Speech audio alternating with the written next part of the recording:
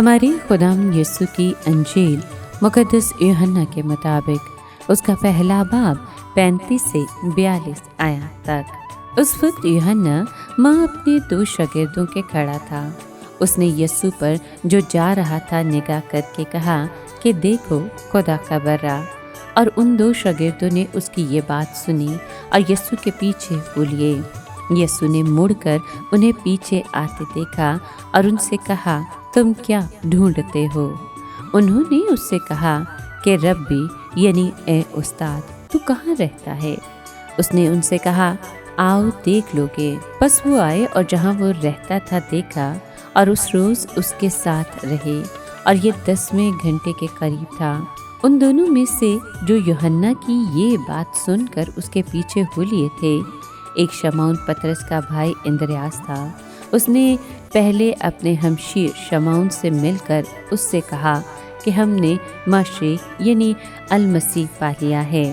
तब वो उसे यीशु के पास लाया और यीशु ने उस पर निगाह करके कहा कि तू शमौन बिन योना है, तू कैफा यानी पतरस कहलाएगा। पाकलाम के पढ़े और सुने जाने पर खुदावंद की बरकत हो, खुदा का शुक्र हो। अजीज दोस्तों, आज के कलाम में हम सुनते हैं कि यूहन्ना अपने 2 शागिर्दों के साथ था।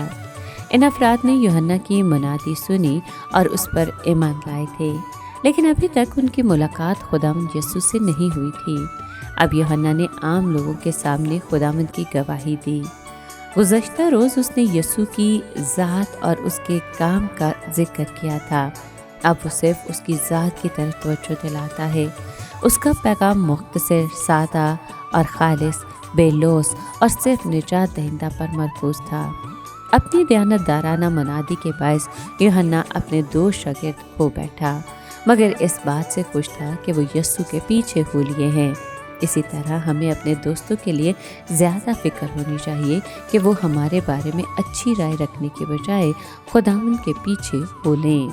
निजात दहिंदा उन लोगों में हमेशा दिलचस्पी लेता है जो उसकी पैरवी करते हैं। यहाँ भी उसने अपनी दिलचस्पी का इजहार किया। उसने इन दोनों शागिर्दों की तरफ फिर कर पूछा कि तुम क्या ढूंढते हो? वो इस सवाल का जवाब जानता था। वो सारी बातों को जानता है, मगर वो चाहता है कि ये खुद अपनी ख्वाहिश लफ्ज़ों में बयान करें। उनका जवाब था, ए रब्बी यानी ए उस्ताद, तू कहाँ रहता है? इस जवाब से जाहिर होता है कि वो उसके साथ रहना और उसे बेहतर तौर पर जानना चाहते थे। वो उससे सिर्फ मुलाकात ही नहीं करना चाहते थे, वो उसके साथ रफ़ाकत रखने के आरज़ूमंद थे। उसने उनसे कहा, चलो देख लोगे। जो भी सच्चे दिल से चाहता है कि निजात दहिंदा के बारे में ज़्यादा से ज़्यादा जाने, वो उसे कभी दूर नहीं भागता। यीशु ने दोनों को उस जगह आने की दावत दी जहाँ वो उस वक्त क़याम पज़ीर था। गालिबन उस वक्त वो किसी ऐसी जगह क़याम पज़ीर था जो आजकल के मकानिक मुकाबले में नहायत गरीबाना जगह थी। बस उन्होंने आकर उसके रहने की जगह देखी और उस रोज़ उसके साथ रहे और ये 10वें घंटे के करीब था। उन आदमियों की कभी ऐसी इज्जत अफजाई नहीं हुई थी। वो रात उन्होंने कायनात के खालिक के साथ एक ही घर में बसर की।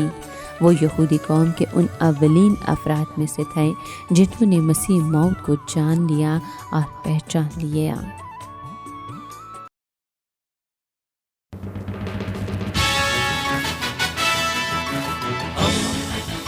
दोस्ती का पैगंबर, रेडियो वेरितास एशिया।